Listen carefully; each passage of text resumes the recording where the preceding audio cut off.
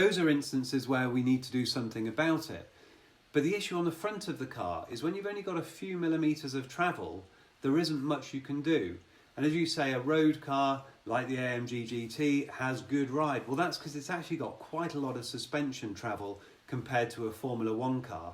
However, the rear, we do have some motion to play with. You often set the rear up relatively high as you leave the garage.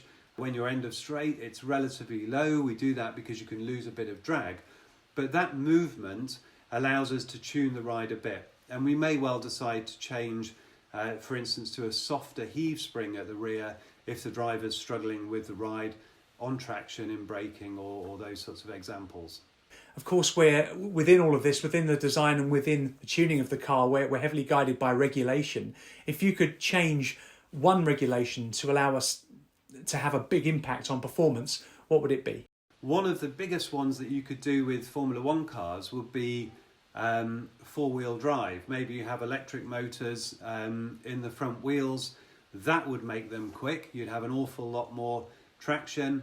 The other thing is if you can brake wheels individually, you start to have like an anti-lock braking system. You can build a stability control system, and there you can use the braking force to turn the car.